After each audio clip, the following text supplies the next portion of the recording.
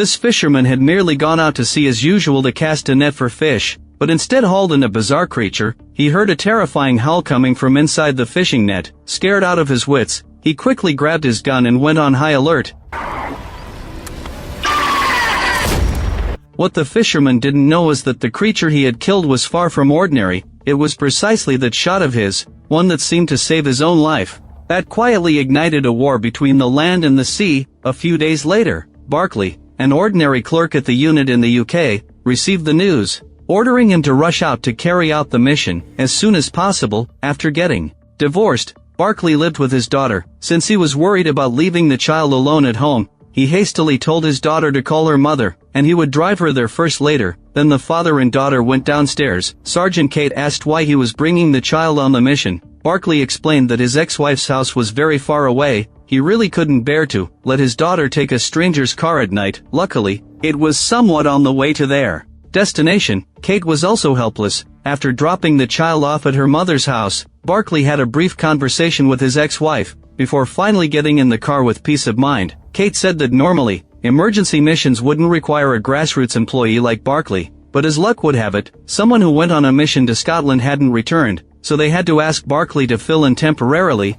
and next, they still needed to take a plane to Dragonera Island in Spain. When they set off, everyone was busy checking image data. Barclay had never experienced such a big scene, especially when he saw deep-sea monsters in the footage. He felt even more flustered, so he quickly struck up a conversation with the guy next to him, saying that the reason he was a substitute was that many years ago, someone's wife had an emergency premature birth, and he only filled in that one time, and the task was just to answer the phone. But in the end, the phone didn't ring at all. He clearly didn't do anything, yet he was somehow registered as a substitute. Actually, his usual work was quite simple, mainly responsible for helping book taxis. He never expected to encounter a dangerous mission like this. As soon as the guy heard how low his position was, he immediately lost the desire to talk, only thinking that if there really was danger or whatever, Barclay was most likely unreliable. A few hours later, everyone transferred to a helicopter to head to the target village. During this time, Barclay kept looking out the window, and found that the outside was full of fully armed soldiers, making him even more anxious. But now he had no choice, and could only follow Kate and the others to the place where the deep-sea monster was found. Unluckily, this deep-sea monster was killed by the fisherman's gunfire, and was also brought back and hung up in the air. When everyone first saw the video, they all thought it might be AI generated.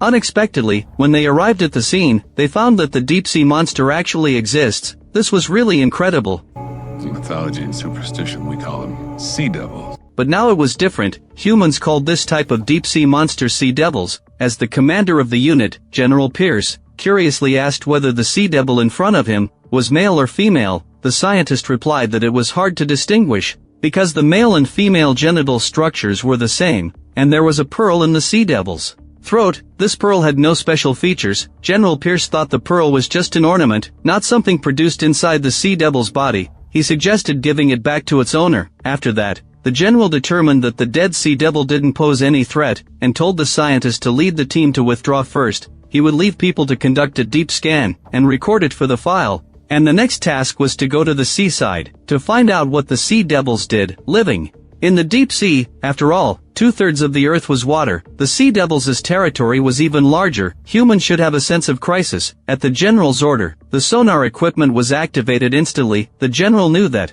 the sea devils must be able to hear it, but the time wasn't right yet, so they hadn't come out. They could wait patiently. In the evening, it's time to rest. Barclay asked Kate if he could use his phone. She firmly said no, then quickly lay down to rest. Barclay didn't dare to pester her further. After midnight, Barclay looked at his phone with a lot on his mind, and found that his ex-wife had been sending him messages, hoping to talk about their daughter. Barclay really wanted to reply, but he had an important mission to attend to right now. On the other side, 2 soldiers guarding the sea devil's body were chatting. When one of them was making coffee, he was shocked to find that the ground under his feet was unusual. The female soldier immediately stepped forward to check, but a large amount of seawater seeped out from under their feet, for no reason. I don't know. The male soldier tried to save her. Unexpectedly, a sudden force in the water pulled the female soldier into it. The male soldier, who saw everything, hastily took out his walkie-talkie to call for help, but before he could say anything, he was also dragged completely into the water.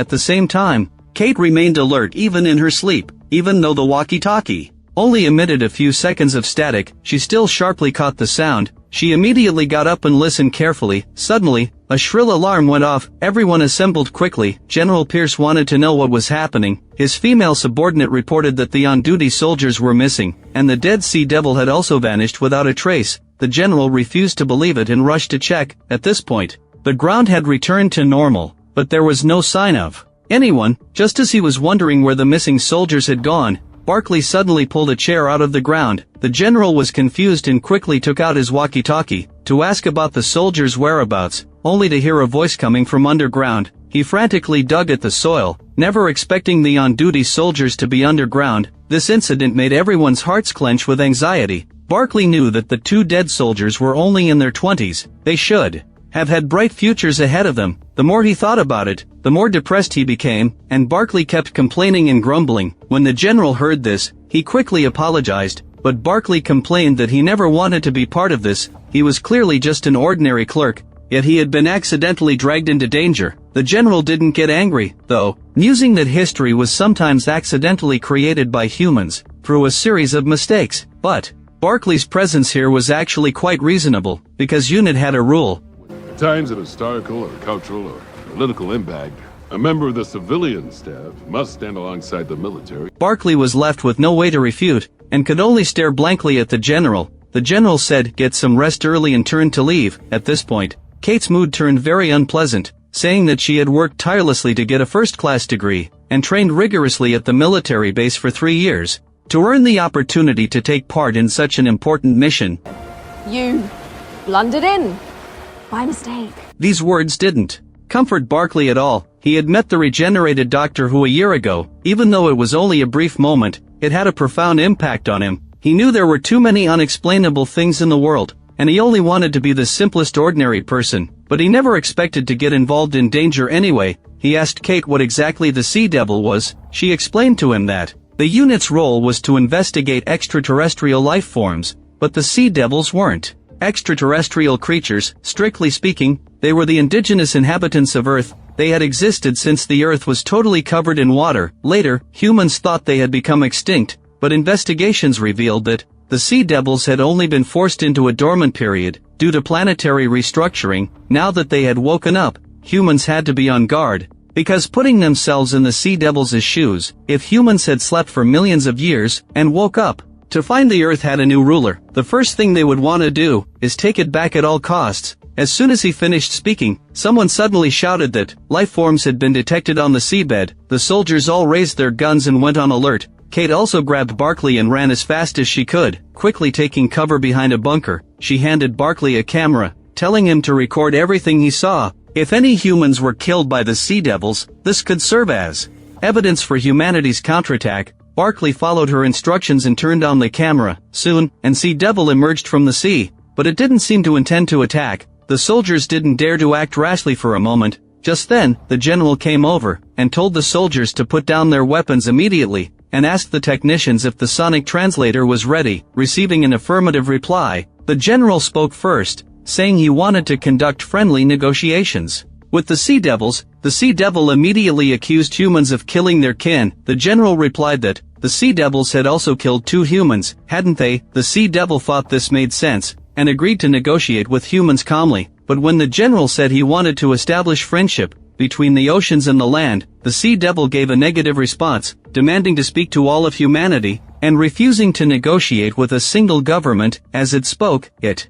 summoned more Sea Devils. This posture was really unsettling. The general immediately read out a peace declaration, urgently hoping the Sea Devils would agree. The representative of the Sea Devils gave an affirmative reply, but still insisted on speaking to all of humanity. Before the general could figure out what was happening, the phones of everyone present sounded an alarm. In fact, the Sea Devils had already appeared in major cities around the world, truly making their existence known to all of humanity. And in order to hold talks with them, humans agreed to build waterways connecting the land and the waters. At this point, Barkley had a short time to spend with his daughter. He told his ex-wife that he would be busy with work for the next 3 weeks, and couldn't take care of their child. She immediately got upset. Barkley quickly gave her £3,000. His ex-wife asked where he got so much money. He told her the truth. He had been promoted, though he was still a rookie who didn't know anything. On the day of the official talks, General Pierce and the others had already arrived. The unit commander-in-chief Mary was conducting final checks. Before the arrival of the Sea Devils, Mary had also contacted the British Prime Minister, and 195 countries. Everyone agreed that they would represent all of humanity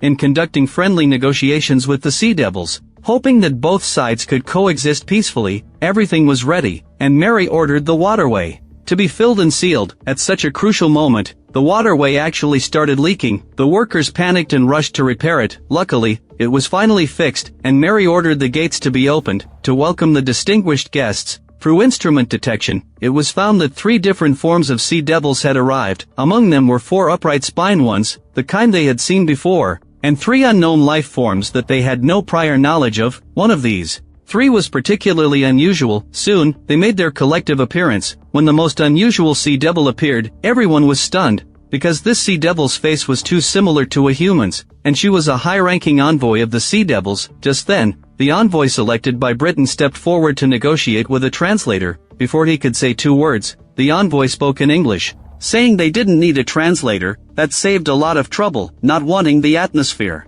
to turn awkward. The ambassador had someone bring out the prepared gift, a pot of alpine dwarf snow rhododendrons. This plant only grows on Mount Everest, which is the highest point on land, so the Sea Devils, who had always lived in the water, should have never seen it before. Therefore, humans specially prepared this gift to show their sincerity. After hearing this, the envoy also took out their gift, 2 baby sea devils who had died before hatching from their eggs. My children should have been born at the turn of the 3rd cold current, but they choked on your oil. Then the envoy refused to talk to the ambassador, saying that she didn't know or understand him. As she spoke, she pointed her finger at Barclay, demanding that he act as the representative to take part in the negotiations. Mary and the others were instantly dumbfounded. They hastily asked who Barclay was, only to be told he was just an accidental witness who had wandered in. At this point, Barclay also asked why he had been chosen. The Sea Devil used her power to play a video. It turned out that during the mission a few days earlier, Barclay had felt sorry for the dead Sea Devil, and had taken the opportunity when no one was around to express his condolences. The Sea Devils had seen his kindness and respect, so they invited him to act as an envoy, to speak on behalf of humanity. The others couldn't sit still upon hearing this, and hoped the negotiations could be temporarily halted. Then everyone sprang into action. Mary ordered her subordinates to bring Barclay's wife and daughter, and immediately pull up all of his information, even investigating what color underwear he bought, wanting to find out what special abilities he had. But in reality, the main reason was that they looked down on his lack of ability, or simply didn't trust him. So Mary refused to publicly disclose the new envoy's identity. This made major media outlets restless, immediately accusing UNIT of being unfair. The new envoy was now the most important person on Earth, so why didn't people even have the right to know who he was? In the evening, having run out of options, Mary arranged a secret meeting with the aquatic envoy, hoping she would agree to replace the envoy with a more suitable candidate. The envoy was disgusted by this secret meeting, resenting that humans couldn't act with integrity. The envoy asked Barclay what he thought. Mary tried her best to stop Barclay from speaking, but the envoy's attitude was very firm. Barclay had no choice but to ask the envoy's name. She replied that her name was Salt, and told the new envoy to boldly speak his mind. Barclay said that this negotiation concerned all of humanity, and that it shouldn't just involve senior officials like prime ministers, but should also include the opinions of ordinary people. This aligned with the original intention of the Sea Devils. Barclay will be present at dawn tomorrow, or negotiations will end.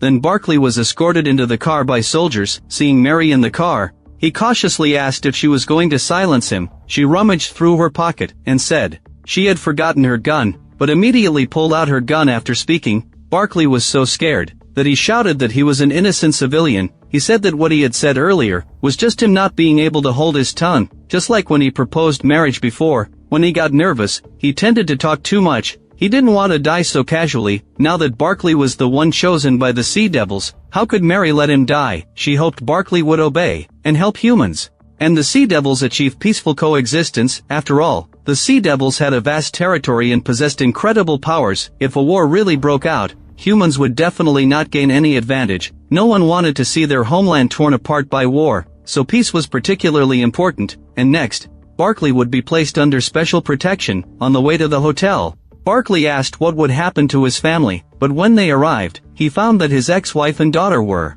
already there. His ex-wife hastily asked what was going on. Barclay told her the truth. She was greatly shocked, and thought he was completely incompetent. After all, Barclay hadn't even been able to get through his wedding vows smoothly. Back then, he explained that it was all his father-in-law's fault for insisting on pouring wine, which had soaked the script he had prepared to read from. Barclay hoped his ex-wife wouldn't worry, but she was very rational, questioning how she and their daughter would handle their work and studies. Their daughter was supposed to go on a bus trip the day after tomorrow. Oh, I'm glad you got your priorities in order, never mind the massive international crises. At this point, his daughter asked if Barclay could decide everything. He replied that of course not. There would be a special committee to formulate policies, and he would just be responsible for reading them out. On the other side, scientists were preparing to study the two sea devil's eggs. They first scanned them with instruments, and planned to conduct section sampling for research later, but while the female scientist was busy, her assistant secretly hid a sample. At the same time, Mary had been preoccupied. She deeply apologized for putting the pressure of the entire world on Barclay's shoulders. She still didn't know if Barclay could hold on,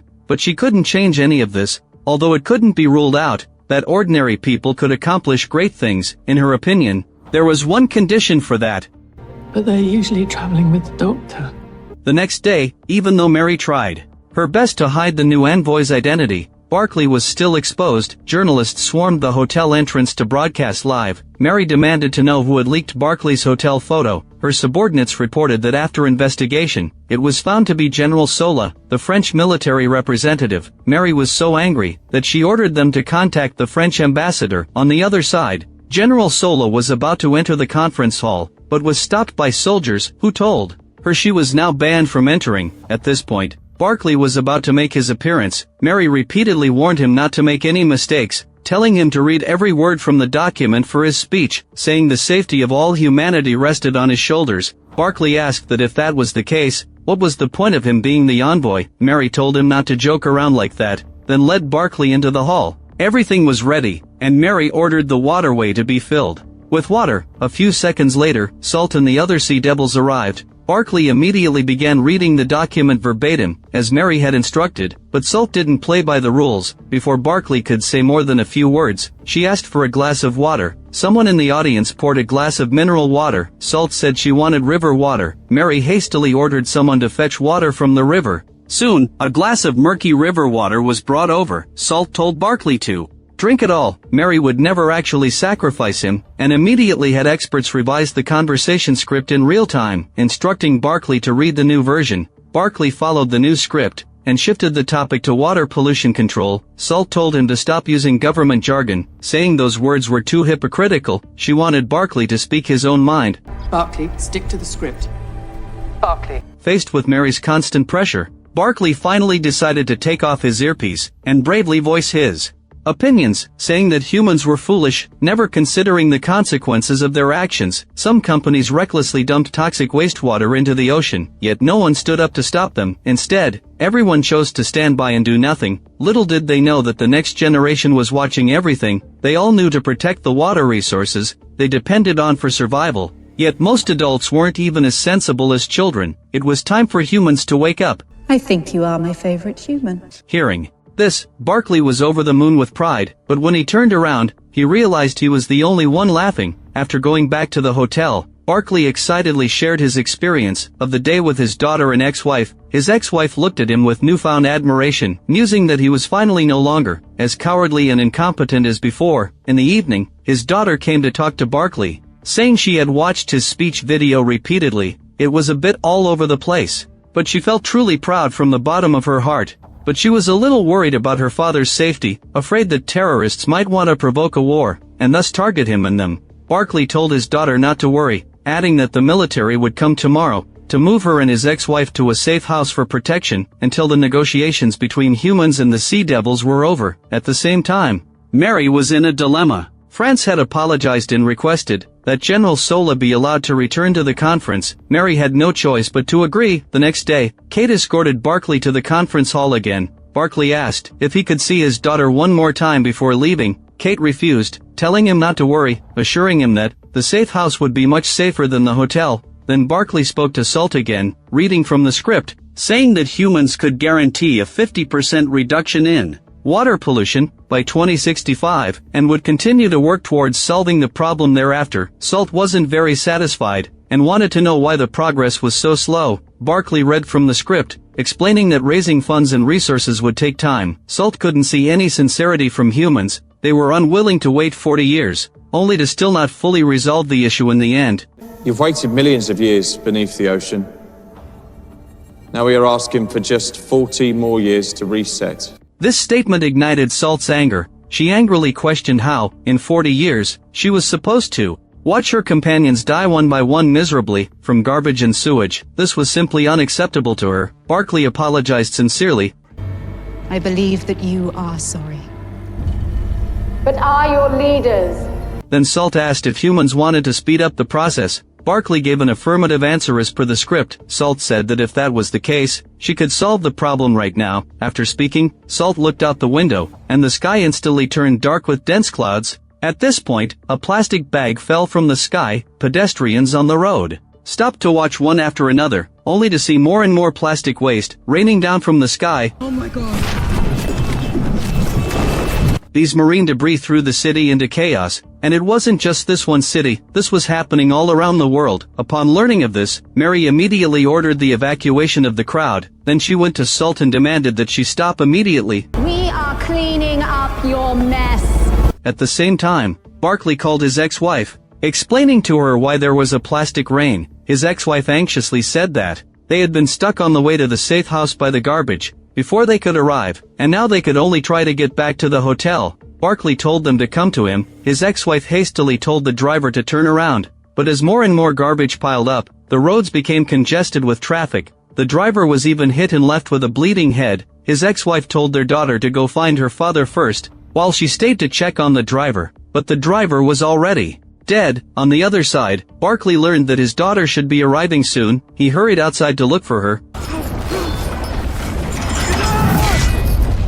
Barclay wanted to know why this was happening. General Pierce said that this was the Sea Devils declaring war. After a long time, the garbage rain finally stopped. The conservative estimate of losses reached hundreds of billions of US dollars, and unexpectedly, after 114 years, even the sunken Titanic had resurfaced. Many people were filled with anger, believing that humans should teach the Sea Devils a lesson, to let them know that humans weren't to be messed with. But this was just talk. If a real war broke out, there was no telling if humans would be a match for them, so they continued their negotiations with the Sea Devils. When Barclay saw the content on the script, he made another bold choice, voicing his true thoughts, saying that Salt's actions weren't a wise decision, because many humans had been harmed as a result, making things even worse. Salt accused him of threatening the Sea Devils. Barclay hastily apologized, realizing he couldn't improvise anymore. He quickly went back to reading the script, hoping that at the very least, the safety of all humanity could be guaranteed during the conference. Salt said they had 3 demands. First,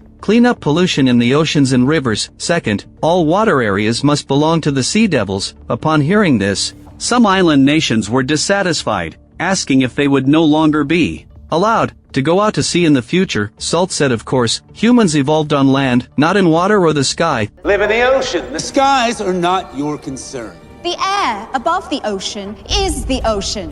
When they learned that planes would also be banned from flying in the future, many people couldn't sit still, standing up one after another to confront Salt angrily. Salt demanded to speak only with the envoy, but Mary didn't know how to respond either. Faced with this unscripted situation, Barclay froze in place, at a loss for what to do, and Salt, having had enough of the insults, roared enough in a male voice. Seeing that Salt could switch genders at will, Barclay immediately told everyone to sit back down, explaining that they didn't mean to be offensive, and that their reaction was just out of fear. Then Barclay hoped the Sea Devils would give them time to discuss how to respond to the 2 demands. Salt agreed, but there was a third condition. They hated negotiating in buildings. As she spoke, Salt touched her throat to take control of human systems, setting the next negotiation location at the Romanche Trench, in the Atlantic Ocean. She hoped humans would show sincerity, but the trench was very deep. Currently, human-made manned submersibles couldn't even reach half its depth, so Mary told Barclay not to agree. But Barclay unexpectedly gave an affirmative response. There was no other way but for humans to conduct intensive training for Barclay and his team. But the problem now is that the Romanche Trench is very deep. humanity's current submersibles can only reach a depth of 8,000 meters, and there's no 100% guarantee of safety, but they had no other choice. A few days before departure, Barclay started packing his luggage. His ex-wife kept dissuading him when she learned about it, afraid that the submersible would leak. At that depth, a person would be crushed and deformed by the pressure. It was simply too risky, but Barclay couldn't back down. The next day, he went to the swimming pool for training. General Pierce asked him if he had made his will. Barclay didn't answer and jumped into the water, mainly because he had nothing valuable, only one daughter, so naturally he would leave everything to her. Everything was ready. Barclay was ready to depart for the submersible. He hoped his daughter would give him a hug, but she didn't want him to go, thinking that what he was doing was of no benefit at all, because the internet was full of insults, calling Barclay a cowardly weakling, a traitor who only knew how to curry favor with the Sea Devils, bringing great shame to humanity. But Barclay didn't want a war between the two sides. At that time, humans wouldn't gain any advantage at all. He hoped for world peace. Then Barclay boarded a helicopter. With anxious hearts, everyone put on their equipment and boarded the submersible. Then the staff sealed the hatch and slowly lowered the submersible into the water with a crane. After diving for 7 minutes, everything outside went completely dark, and they had to dive for another 2 hours. Everyone silently prayed that nothing would go wrong. To relieve their anxiety, everyone kept adjusting their breathing and chatting. Suddenly, someone noticed water on their body. He shouted that the thing was leaking and hurriedly contacted rescue by radio. Barclay told him to calm down. Before the operation, he had carefully read the safety manual. It was just ordinary condensation water. The other person calmed down after hearing this, but the occasional collision sounds around them still made people panic. Everyone was worried about dying before reaching their destination. On the other side, representatives from various countries and the British Prime Minister were discussing countermeasures. They hadn't invited Mary, but Mary had the right to participate. The US representative was afraid that the negotiations would fail, and the Sea Devils would still insist on their unreasonable demands, claiming that the sky and water sources belonged to them. So he proposed an ultra-high-frequency shockwave weapon, saying that this weapon should be able to immobilize the Sea Devils. Mary questioned why they were discussing such a thing. Wasn't the most important thing to engage in diplomacy now? Moreover, the Sea Devils had also agreed not to wage war during the negotiations. Someone's got to be the first to break it. Sir, our focus should be on diplomacy. That's why 6 of our diplomats are risking their lives today. French General Sola believed this was just a delay tactic. They should take this opportunity to attack the Sea Devils. Then the people present split into 2 factions. Some advocated for peaceful negotiations, others wanted to seize resources through war. The argument between the two sides grew more and more intense. Mary really couldn't keep up with it all. At the same time, the submersible continued to dive. Everyone was afraid they would never return, but the reason they were still willing to come was that they didn't want to see a war. They had children, parents, and lovers, and didn't want their loved ones to be in danger. To ease the heavy atmosphere in the cabin, everyone started talking about what they would do when they got back. Most people wanted to have a good meal with their families, but one of them was too pessimistic, saying he had seen an experiment before. Someone stuffed pig organs, bones, and meat into a dummy's stomach, then put the dummy into a diving suit to test what would happen to it under deep-sea pressure. In just 1 second, the dummy turned into a bloody mess. The scene was too bloody and terrifying. The others thought, this wasn't the time to talk about such things. Wasn't this just making things worse? I don't want to be soup. Barclay hurried to comfort him and told him not to cry, guiding him to take deep breaths immediately to adjust his state. But in fact, tears were also welling up in his eyes. Luckily, in the end, everyone was able to endure the pressure and try to stay calm. After some time, the British Prime Minister received the news that the submersible was about to reach the seabed. This made him very anxious. He was really afraid that something would go wrong with the negotiations. At that time, if humans lost their dominance over the earth, he would be ashamed of his descendants and those who trusted him. After all, he had once sworn that when his life ended, the country would be better than when he took over. But now he was faced with such a difficult problem. The national representative, trying to provoke a war, advised him to sober up. If the negotiations failed and humans suffered a crushing defeat, humans would become slaves or be completely wiped out. What would happen to future generations? A few days ago, the Sea Devils had dumped marine garbage over cities. With just a thought, they might not be able to resist this kind of power at all, so they must seize the opportunity to act. The Prime Minister wanted to know how to proceed. The other person mentioned the term severance pay. On the other side, Mary took time out to handle other work. She had only slept 6 hours in the past 3 days, she was very worried that the world would fall into chaos. In addition to monitoring the movements of Barclay and his team, she also had to deal with warlike elements like France. She really wished she could be in 2 places at once, to handle all these things. Just then, someone told her that the submersible was almost at the seabed. Mary was frightened and hurried to check all the data, only to be told that the submersible had fallen into an unknown area. They could no longer contact the people inside. At this point, the submersible had stopped. Barclay asked if they had reached the seabed. The others didn't know either. After a long moment of silence, suddenly, a sharp alarm sounded in the submersible system. They felt something quickly dragging the submersible. The people inside were almost scared to death. They hurriedly put on their helmets and didn't dare to breathe. The dragging continued for a long time before stopping. They thought they were temporarily safe, but then heard something prying the door. Everyone stared intently at the hatch, afraid of being crushed into a pool of blood by the pressure. The moment the door opened, luckily, everyone was unharmed. When the door was opened, General Pierce was the first to step out. Barclay, who followed closely behind, stumbled. He was shocked to find that the place was covered in slime. He looked up curiously and felt that they must be in a cave. There was oxygen inside, and the temperature was a comfortable 21 degrees Celsius. It was simply amazing. Barclay thought this was all thanks to a membranous substance. One tear in that membrane.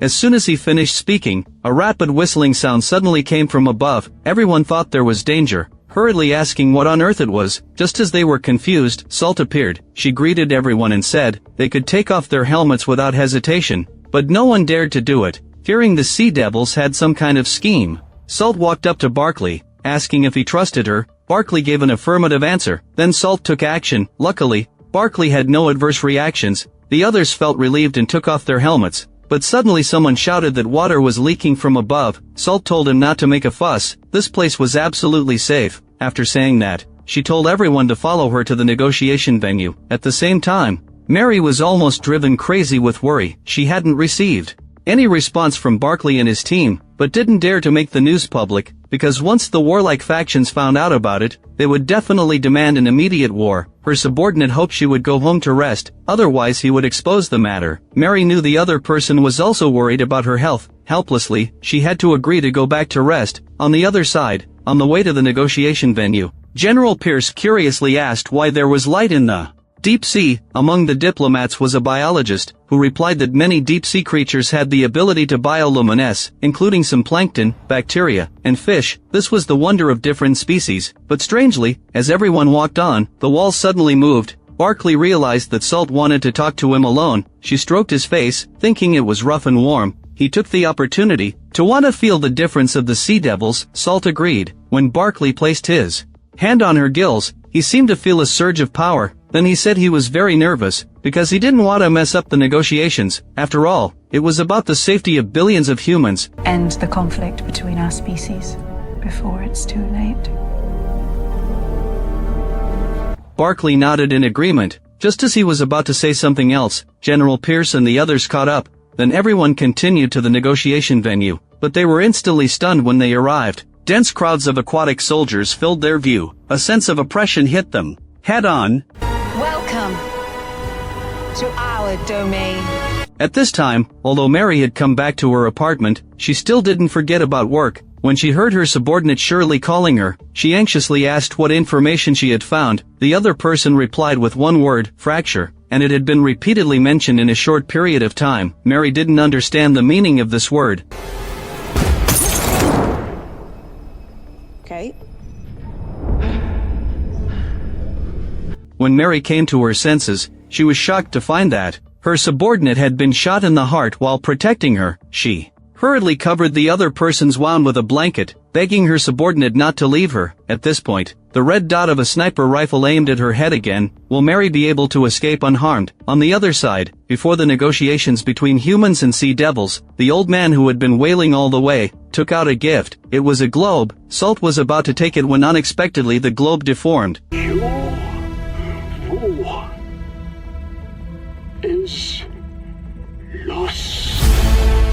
Barclay sensed something was wrong and immediately knocked the globe away. It turned out that this thing was a powerful weapon. It exploded the moment it flew out. the aquatic soldiers were blown away one after another, completely losing their ability to move. Salt took Barclay and fled for their lives. On the other side, Mary quickly bent down to dodge a shot, and notified Shirley to send reinforcements immediately. The Joint Intelligence Unit was thrown into chaos. These matters were already troublesome enough. Suddenly someone shouted that something had happened. A large-scale sonic pulse was detected on the seabed, and many sea devils had been killed in the explosion. Shirley's mind went blank for a moment, but she knew she couldn't panic now, so she immediately stepped forward to take charge. At this time, the intelligence team members had arrived near Mary's house, and engaged in a fierce gunfight with the mob. Finally, they successfully shot and killed the mob. Mary angrily asked if the mob's identity had been found out. Shirley replied that no clues could be found at all. Then she talked about what happened on the seabed. News of the underwater explosion had spread. Major news media rushed to report it and also revealed gossip. All human diplomats had died in the explosion. This explosion declared the negotiations a complete failure. Barclay's ex-wife and daughter watched the news, shocked and unable to speak when they learned that Barclay was dead.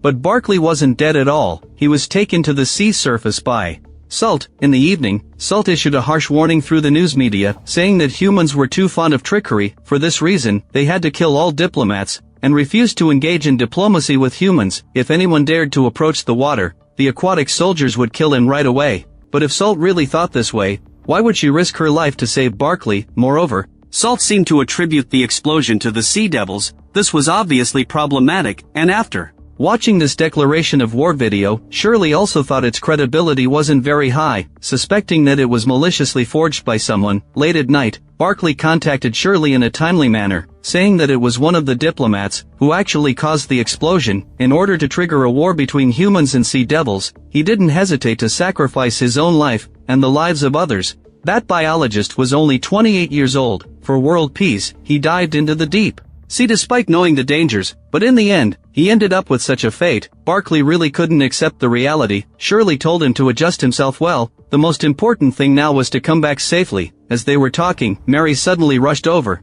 wanting to know how Barclay survived. Barclay confessed that Salt had saved him and said that the declaration of war was false. Salt had been by his side all the time. She hadn't done those things at all, and she had the chance to leave, but she didn't struggle, and was willing to be taken away and detained by humans. Obviously, she still hoped to have a good talk with humans, at least let him meet Salt once. Mary firmly refused, believing that the current situation was extraordinary. 5 diplomats had died at the Sea Devils negotiation table. This couldn't be explained with just words, so Mary had to first send someone to bring back Barclay and Salt, and make other plans later. Barclay felt a deep sense of powerlessness. After some time, Mary's people finally found out the mob's identity. This person was born in Athens, once served in the Greek army, later became a top mercenary. Before she could read further, Mary couldn't hold back and burst into tears, because she had been secretly in a relationship with her subordinate, who was her lover. But Mary only cried for a few seconds before quickly calming down, and telling Shirley to continue the investigation,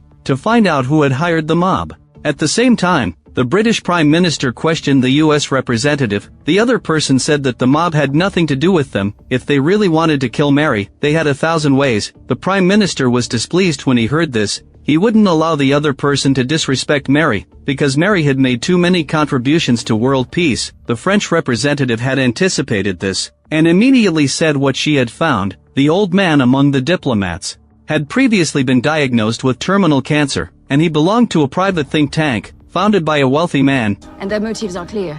It's a great replacement theory.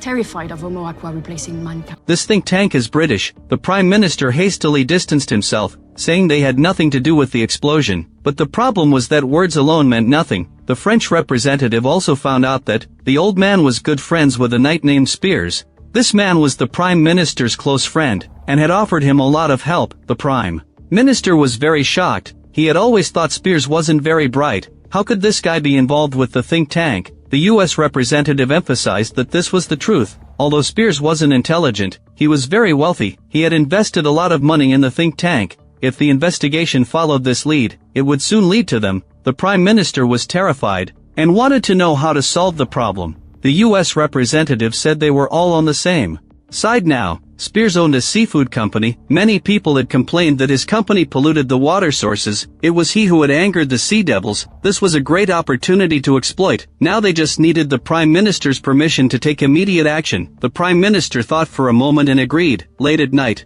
the killer knocked on Spear's door and immediately fired a shot, then he graffitied on the ground to frame the Sea Devils for the incident. The next day, Barclay had successfully returned to land. He wanted to know where Salt would be taken. The sergeant replied, "The Joint Intelligence Unit building. It's very safe there." Then he left first. But as soon as he left, a talkative man arrived, saying that Salt had killed so many people, humans would never let her off. She's going straight to the lab, and she's gonna be sliced and diced. Barclay was greatly shocked, knowing that the man was the driver assigned to transport Salt. He asked for the car keys. Considering Barclay's high position now, the man handed over the keys. Barclay immediately got in the car and started the engine. The sergeant sensed something was wrong and hurried to stop him. Countless gun barrels were pointed at Barclay's head, but he didn't panic at all, because the area was surrounded by journalists. Barclay knew they wouldn't dare shoot, then drove backward continuously, dumping the crate into the sea. Salt quickly crawled out of the cage, taking Barclay, who had also jumped into the water, and swimming away. Now it was completely inexplicable. Soon, news outlets from various countries scrambled to report the incident, calling Barclay a traitor to humanity, claiming he had fully betrayed humans, and joined forces with the Sea Devils to attack his own kind. Mary was furious when she heard the news, unable to understand how things had escalated to this point, but she hadn't slept in a long time, and really needed to rest immediately. Just as she was about to leave, a sharp alarm suddenly sounded at the base. Checking the situation, they found that the Sea Devils had arrived. Mary had to gather representatives from various countries in the meeting room. A few seconds later, the aquatic warrior Tide appeared in front of everyone. Mary identified herself. As she spoke, Tide suddenly interrupted her, questioning why humans had staged the incident, bringing bombs to the Sea Devils' territory, and framing the Sea Devils after getting themselves killed. Mary was supposed to read from the script, but she didn't. She explained that humans were a highly intelligent civilized species, 1,000 years ahead of our emotions, and that causes us to stumble and fall time and time again. Tide accepted this explanation and then asked where Salt was, adding that he was very confused. Why Salt had saved a human being when danger arose, instead of their fellow Sea Devils. According to the Sea Devils' rules, Salt should be imprisoned at the bottom of the sea, so they had come to demand her back. Mary told the truth that Salt had escaped, and added that even if Salt were in her hands, she wouldn't hand her over. If the Sea Devils intended to punish her, unlike Salt, Tide had always wanted war. Seeing that humans had refused him, he immediately slammed his staff down, telling humans to beware of their third ambassador, Rust. Because water is not confined to the seas, water is in the air. And we can make a weapon of that water to create. Everyone understood the meaning of rust. If urban buildings and weapons all rusted, all human civilization would turn to dust. What arrogance would humans have left? Finally, warning Mary to remember to hand over Salt, Tide turned and left. Late at night, the British Prime Minister and the U.S. representative discussed developing a weapon to kill the Sea Devils. The U.S. representative hoped to find Salt first. Previously, they had only conducted fracture and cutting research using dead eggs. If they could use Salt for live experiments, the Sea Devils would surely be defeated completely. On the other side, Salt and Barclay landed on the shore. Discovering that helicopters were chasing them from the sky, they fled in panic. After fleeing to an abandoned building, Barclay complained that the river water was very dirty. He was certain to get sick, or even die. I cleaned you. I took your breath. And my gills. After saying that, Salt let herself go and shouted loudly, thrilled to be free. Then she shouted again, deeply moved. Barclay joined her in shouting and cheering. When they got tired of shouting, Barclay asked Salt if she had any family. She replied that Sea Devils mated randomly, and would lay tens of thousands of eggs afterward. Barclay then asked if Salt would be punished if she went back to her people. Salt looked a little sad and said their imprisonment was different. She would be exiled from the group and wander alone in the ocean. But she wasn't afraid now, because she thought Barclay was very special. The two souls were drawn to each other, growing closer. They shared an intimate moment. At this time, Mary was supposed to go home to rest, but on the way, she saw the bodies of the fallen diplomats. Among them was Mary's close friend, thinking also of the subordinate who died saving her. Mary hid in the car and burst into tears. At the same time, Barclay suggested taking Salt to a deserted place to hide. He happened to know of a waterfall, where no one would disturb them. Salt shouted excitedly that she loved waterfalls, but now they were wanted both on land and at sea. Their phones would surely be monitored. How could they get there? Barclay came up with a plan. Under the cover of night, they detained a human, asking to borrow their phone, remembering that his daughter had another hidden phone card. which was most likely not monitored. Barclay contacted her immediately. When the call was answered, he told his daughter to do as he said, telling his ex-wife to call back from the bathroom, hoping she would drive them away. Unaware that Joint Intelligence Unit agents were nearby, Mary's team hurried to the meeting point to capture Barclay and Salt. Meanwhile, the U.S. representative also got wind of the news, quickly dispatching a large number of British soldiers to seize Salt. At this time, Mary's subordinates, after investigation, discovered that the earlier video of Salt issuing threats was fake. She had never actually said those words, and had no intention of provoking a war between humans and sea devils. On the other side, Barclay saw that his ex-wife had arrived, quickly taking Salt and moving toward her. The sergeant guarding the north asked for an update, but there was no reply from the south, because the British Army had already taken everyone hostage. At this point, Barclay had reached his ex-wife. She whispered for them to run quickly, realizing it was a trap. Barclay and Salt prepared to leave, only to be blocked by several armored vehicles. The British Army had even secured the airspace. Mary received the news and contacted the U.S. representative, ordering their men to withdraw right away. But why would they listen? Helpless, Mary ordered her subordinates to aim their guns at the British Army. As the two sides confronted each other, Barclay told Salt to jump into the water quickly. Upon learning this, the U.S. representative immediately ordered to open fire. Unwilling to back down, Mary ordered her team to counterattack freely. British soldiers on British soil, you wouldn't dare. You'll wait a long time, General, till I give way. As the two sides were about to go to war, Salt suddenly let out a shrill roar. Everyone present was overwhelmed by a splitting headache. Salt took the opportunity to jump into the water. Barclay tried to chase after her, but was stopped by the intelligence team members. He could only shout that he would find Salt, and never let her be alone. In the dead of night, the aquatic warriors surfaced from the sea. After blowing the conch in their hands, the dogs in the city heard the call, and ran frantically toward the shore. As the dogs drew near, the aquatic warriors cast the large net. The next day, the human representative confronted Tide, the aquatic envoy, why they hunted humans' loyal companions. But you can't eat our dogs. You can't eat our fish. Our dogs are domesticated. Our fish are family.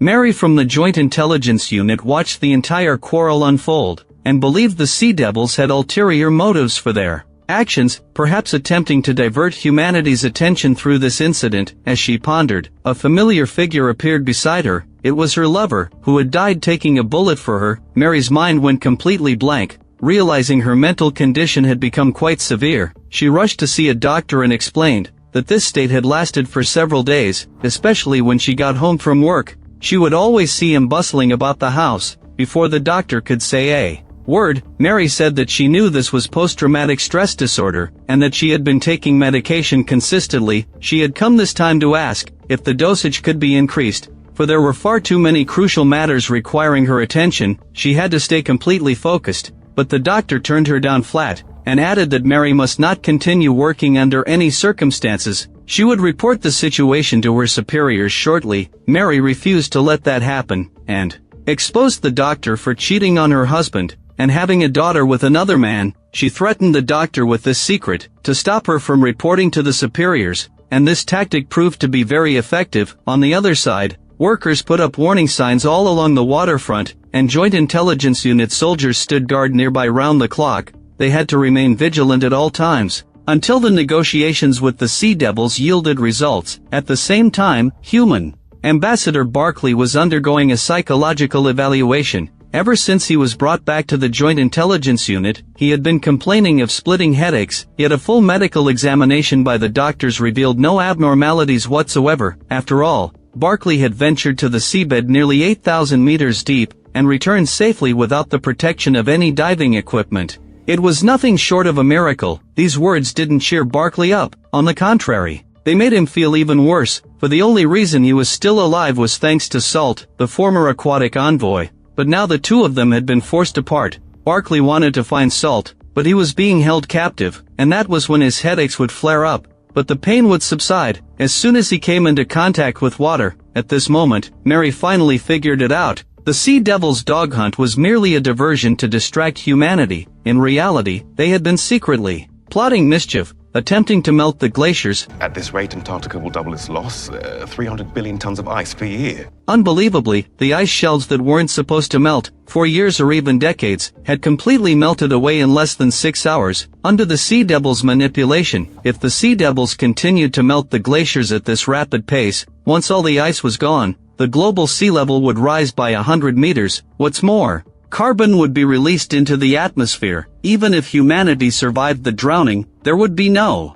way for them to live on. The next day, the human representative confronted the sea devils, demanding to know why they were melting the glaciers. The sea devils shot back, totally unapologetic, "Isn't this what humans have been doing all along? You started this a long time ago, forcing us to deal with the underwater heat waves." The human representative tried to argue further, but unexpectedly, Tide roared, "You only have 5 years left. If water pollution isn't resolved in 5 years, humanity will face nothing but death." But 5 years was far too short a time. Humanity couldn't even clean up a single river in that span. Barclay was escorted by soldiers to a shop. His daughter spotted him and rushed over excitedly to hug him. Then she went off to chat with the soldier she had a crush on. Meanwhile, Barclay talked with his ex-wife, who was deeply worried about humanity's future, or more precisely, her own future and their daughters. She could tell that Barclay had fallen in love with Salt, and she hoped the two of them could work together to find a solution. But Barclay's eyes welled up with tears. He said that the sons of whales could travel thousands of miles underwater. He had thought he could reach Salt this way, but all his attempts had failed in the end. His ex-wife asked what he meant. Barclay explained that the soldiers guarding him were on his side. Every night, he would use a device to tamper with the surveillance cameras, freeze the footage, then sneak out by car to go to the seaside and look for Salt. He would jump into the sea and call out, pleading for a response from Salt. He had been doing this night after night. It's my favorite thing. Barclay broke down and wept. His ex-wife hurried over to comfort him. His daughter also came over and hugged her father tightly. They wanted Barclay to cheer up.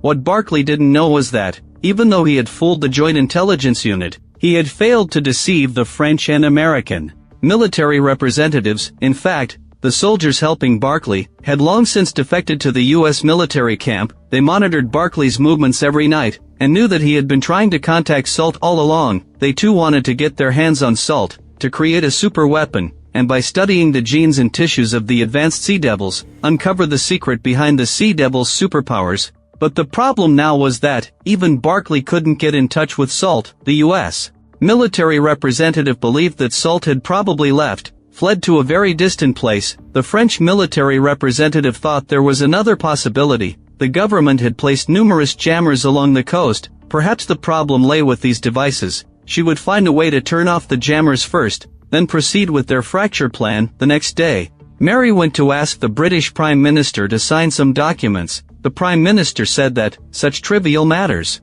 could be handled by his subordinates. Mary, of course, knew that full well. She had come not only to deliver the documents, but also to find out the truth about the fracture plan. They had intercepted this term in some communications before, and she hoped the Prime Minister would come clean about everything. The Prime Minister was clearly nervous, but he still refused to speak up. You tell me. Is it some sort of weapon? The Prime Minister fell silent. Mary hoped he wouldn't hide such matters, and kept emphasizing that she could help. But after a moment of hesitation, the Prime Minister ultimately chose to play dumb, and told Mary not to make wild guesses. Mary finally saw through him. The old fool was trying to gamble with the fate of all humanity. A task of this size is beyond you. The economy will collapse within 6 months. You'll be voted out. What's more, Mary believed that whoever took office next would surely be a radical. They would launch a war against the sea devils, and by then, the world would be ravaged by war, and countless lives would be lost. And history has swept you aside. There will be a reckoning.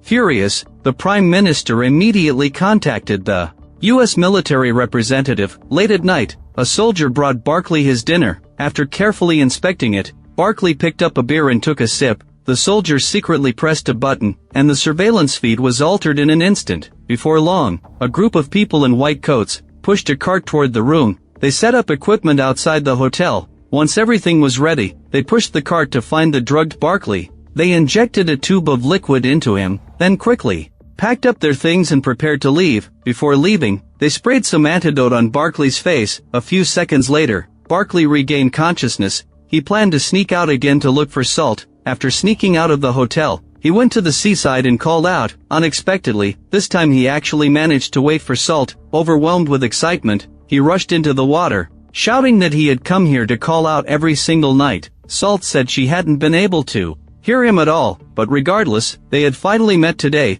Barclay choked up, saying he was so scared that he would never see Salt again. Now that he had finally seen her, he wished they could hide somewhere no one would ever find them.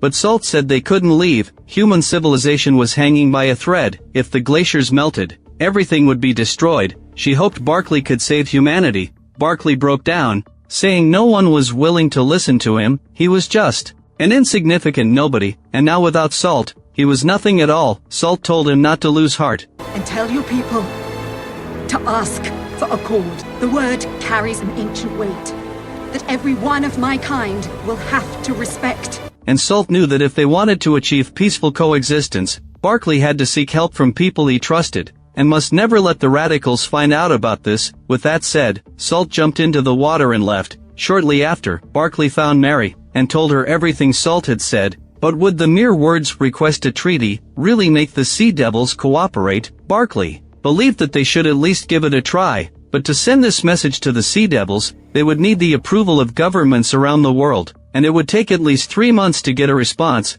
There was no guarantee it would even be approved. By then, it would be too late. Therefore, they needed to resort to a little trick. In fact, humans sent messages to the Sea Devils every day, all of which were nothing but diplomatic pleasantries. Perhaps they could use this to secretly insert the word treaty into the messages. Use my eye tracking. Doesn't leave a key print.